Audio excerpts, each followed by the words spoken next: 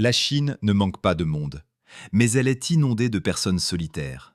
Des millions vivent entassés dans d'immenses villes, travaillent 12 heures par jour, mangent seuls, dorment seuls et n'ont plus personne à qui parler. Quand la solitude est poussée à l'extrême et que le capitalisme ne recule devant rien, quelque chose d'effrayant se produit. En Chine, la tristesse devient une marchandise. Les gens paient pour que quelqu'un mange avec eux, louent de faux amis ou même des personnes pour pleurer à leur place. Et aujourd'hui, nous plongeons dans ce monde. 1. Vendre la tristesse pour gagner de l'argent. En Chine, lorsque la solitude est poussée à un point où il n'y a plus d'issue et que l'argent devient la mesure de toute valeur, la tristesse n'est plus un sentiment privé.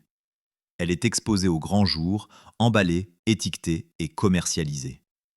Les gens sont prêts à payer juste pour que quelqu'un s'asseye en face d'eux à midi, sans familiarité, sans trop de bavardage, juste pour que la chaise devant eux ne soit pas vide. Certains louent un ami ou une petite amie pour quelques heures, non par amour, mais pour éviter les questions perçantes lors des repas de famille, afin de ne pas être perçus comme des ratés. Il y a même des personnes qui sont louées pour pleurer lors des funérailles d'inconnus et crier une douleur préorchestrée au nom de familles qui veulent prouver que le défunt était aimé. Cela semble absurde, voire grotesque, mais tout cela est réel, existe ouvertement et fonctionne comme un commerce légitime. Ce qui est effrayant, ce n'est pas que ces emplois existent, mais qu'ils survivent, grandissent et que de plus en plus de gens en aient besoin. À quel point une société doit-elle être vide pour que les sentiments humains puissent être évalués avec une telle froideur? 2. Louer un partenaire comme on signe un contrat.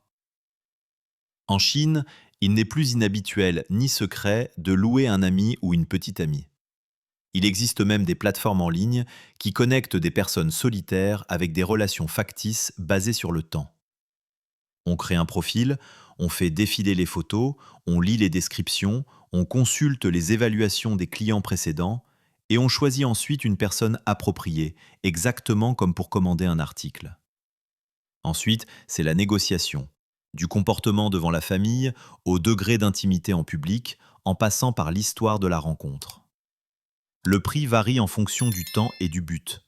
Quelques heures sont moins chères qu'un repas, tandis qu'une journée entière, surtout lors d'occasions sensibles comme le Nouvel An, est beaucoup plus chère car elle exige de la préparation et un jeu convaincant.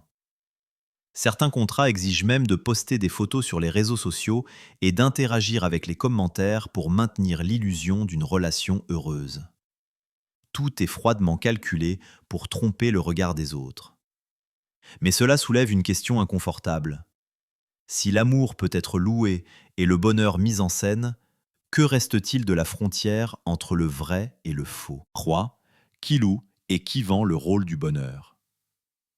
Ceux qui ont recours à ces services sont principalement des jeunes entre 20 et 30 ans, pris entre la pression familiale et le rythme épuisant de la vie urbaine. Ils sont bombardés de questions, comparés et poussés à être en couple pour prouver qu'ils ne sont pas à la traîne. Mais il y a aussi des personnes vraiment solitaires qui ne veulent pas se vanter, mais simplement ressentir la présence de quelqu'un à leur côté, ne serait-ce que pour un instant. De l'autre côté se trouvent les preneurs de rôle. Ce sont principalement des étudiants qui ont besoin d'argent, des gens qui voient cela comme un emploi temporaire ou ceux qui le considèrent comme une sorte de théâtre réel. Ils apprennent des scripts, s'entraînent à répondre aux questions parentales et à simuler des réactions émotionnelles pour jouer le rôle du partenaire parfait. Au début, cela peut sembler étrange, mais ensuite tout devient une habitude.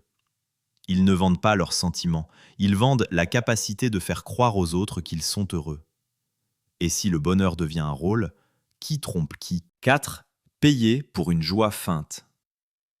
En Chine, il y a des gens qui ne louent pas de partenaire et n'ont pas besoin d'une fausse histoire d'amour, mais payent simplement pour que quelqu'un fasse du shopping avec eux.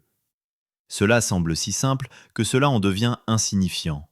Pourtant, c'est précisément cette simplicité qui révèle un vide effrayant.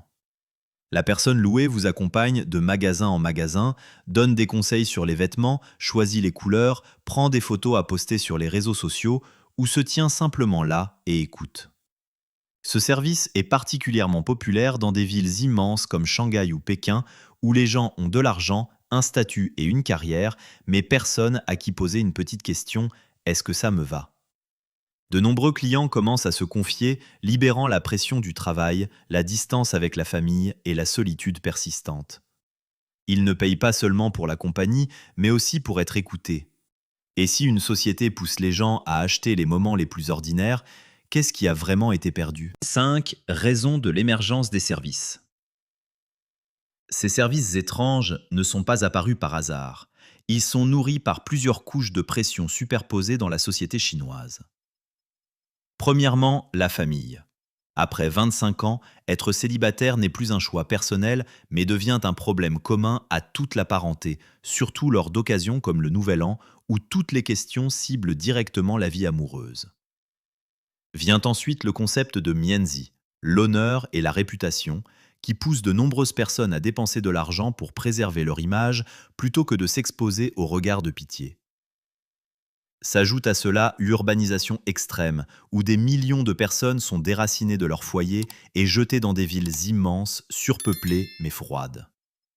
Et enfin, la culture du travail 996, où l'on travaille de 9 heures du matin à 9 heures du soir, 6 jours par semaine, ce qui mine toute possibilité de connexion. Tout cela crée une société où la solitude non seulement existe, mais devient la condition idéale pour gagner de l'argent. Est-ce donc une solution adaptative ou le symptôme d'une maladie plus profonde? 6. Pleurer sur commande et la scène de la mort. La Chine ne s'est pas limitée à vendre de la compagnie dans la vie. Même la mort devient une mise en scène louable. Dans de nombreux endroits, les gens paient des pleureuses professionnelles, entraînées à pleurer, à se lamenter et à créer une atmosphère intense de deuil.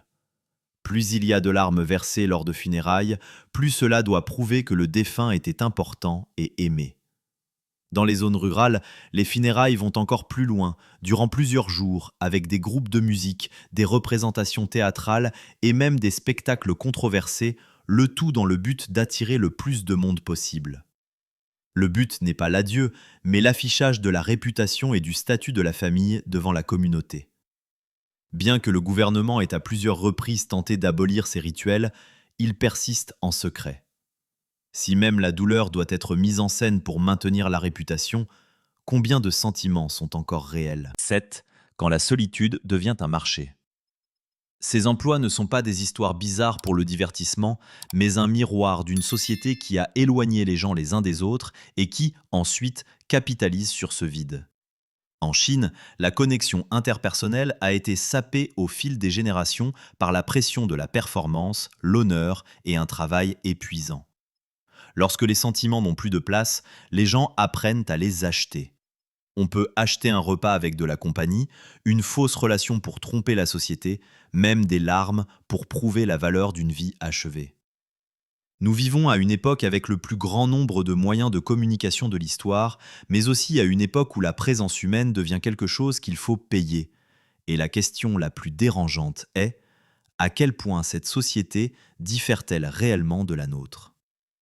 Ces emplois existent parce que les gens en ont besoin, et c'est plus profond que n'importe quelle bizarrerie.